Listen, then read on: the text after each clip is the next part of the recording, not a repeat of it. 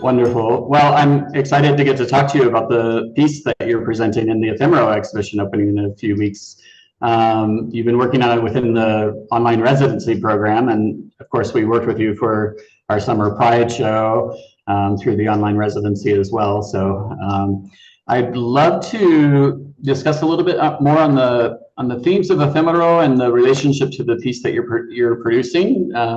Let's describe it. Will you describe your piece first and talk a Yeah, little bit about it? yeah. So the theme of the show isn't wasn't something that it was like natural for me, but when you presented it as part of an option for the residency, I was like, well, growth is good, challenge is good. So I started to do a lot of research, and I typically go towards, old art history influences because that's kind of my love. So I revisited some old Dutch masters, and I ended up finding the Carondelet diptych, which is a 16th century Dutch piece.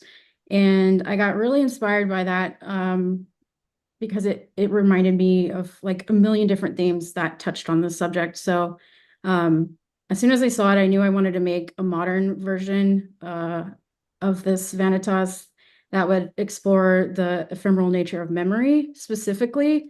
And then they inherently have a connection to life and death. But I chose the Vanitas, particularly this one, because these pieces were kind of a meditation on the meaning of impermanence.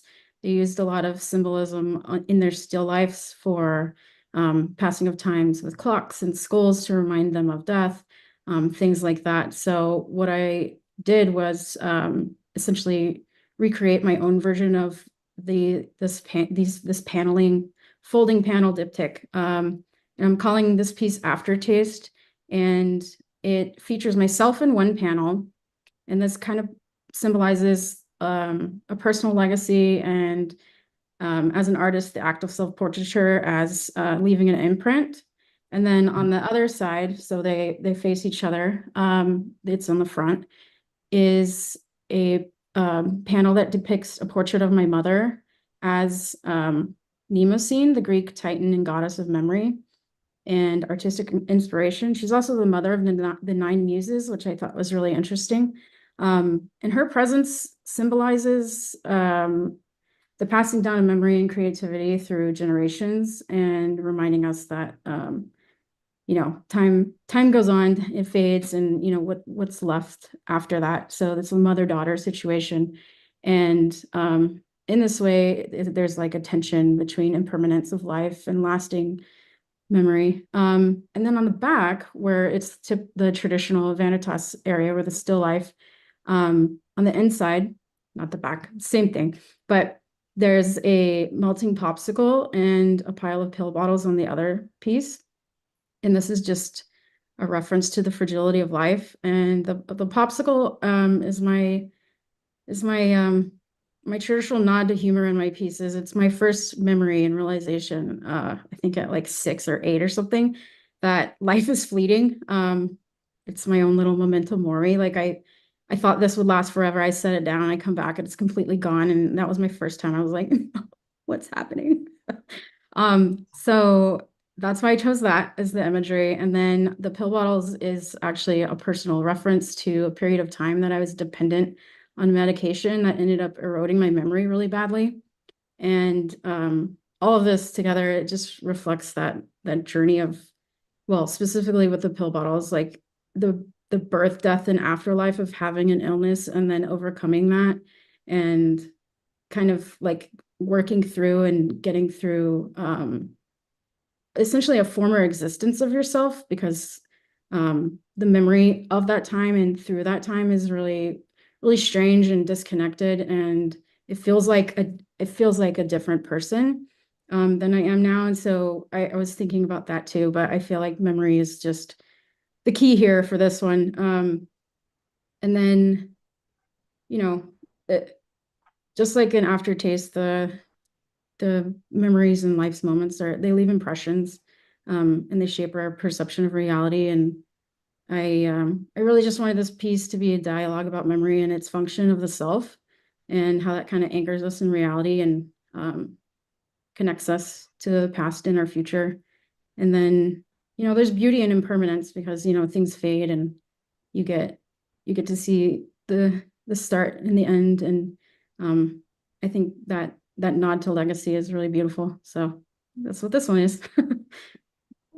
And talk a little bit about the role of humor in your work, because we've shown different pieces of yours over, well, I think it's been like almost a year now. Mhm. You were in the Ephemero magazine edition of the Bureau of Queer Art last year, and then I think was that in November, and then you were in, or was that in Art Week, and we displayed these beautiful landscape paintings that were just like these complete abstractions of reality, a total takeoff of reality, and then your work just continues to develop. So I'm curious about the role of humor in your work. Well, it's my gateway, it's my door to open this up. I use humor as like um a way to step into a conversation that can seem a little difficult because it's more approachable. But it's like an instinct as an attachment style to not deal with anything. Like, oh, that's too serious, let's laugh it off. But that's just a trauma response, talking that way. But I've kind of harnessed that natural instinct to laugh something off and put it in these pieces that have more serious tones and topics, as an accessibility tool, essentially. And I don't know, I just inherently drawn to humor as an object. And um, life is very serious. These topics, life and death, they're serious. Like that's why I was thinking it was going to be challenging. I'm like, there's no way. What am I going to do for this? But it is funny to look at something as silly as a Tweety Bird popsicle melting and be like, well, there it goes. There's life. It's a metaphor. you know? I just you as a child, like standing there over it, just crying, and saying, I'm going to paint you one day. I'm Yeah. going to paint you. I remind my mom of that moment all the time, and she just laughs at me. She's like, okay, this is my fault for not telling you to put it in the fridge. Like I ruined you. I was like, no, you've created me. This is my entire, this is my art career now. And she's like, okay, you're right. Because this isn't the first time I've painted popsicles either. So yeah, The theme of your existence is that yeah, one painful as a child where the popsicle melted. yep. And now she's forever in a portrait next to me on this piece. And what role has the artist residency played in the development of your work?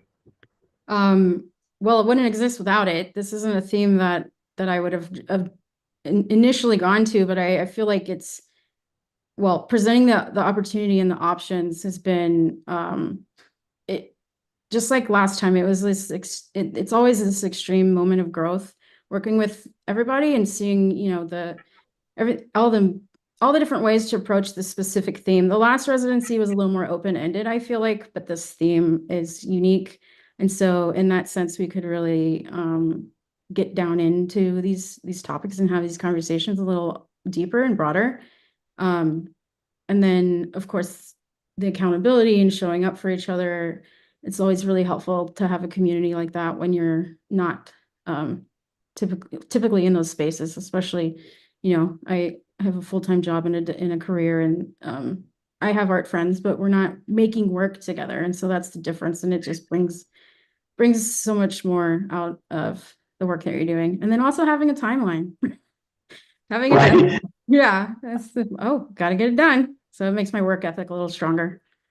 Well, I find I love your approach to the work. You're always pushing yourself and challenging yourself, and then in a sort of not in a bad way, but in a very fun way, complaining about it the entire way through in a very Oh, for sure. jovial, sarcastic way, which I think that element comes out within your work as well. Yeah. Not the complaining, the jovial, sarcastic. Yeah, no, that's what I mean. Like that's just it's a part of the process. And I mean, being an artist is painful. But the Yeah, fact that it is funny. It's like, well, we did it to ourselves. You can't really do anything else except for laugh. Like this is who we are. Tedious. acceptance. Yeah. And do you have any plans in the near future? Do you have any other shows coming up outside of the work that you're doing with us? Yeah, I'm in a small work show in Waco, Texas at Art Center Waco. That opens tomorrow actually until the end of October. And uh, I think I think that's probably it. That and our show in October too. So um, Awesome. yeah. Well, I appreciate your taking the time to talk us through your work and give us some perspective on what you're thinking behind it, because we're always thinking, like, what's going on with Jennifer? Like, I'm just kidding. I'm sure. I think that all the time too for myself. Well, then we're all in the same place. Thank you.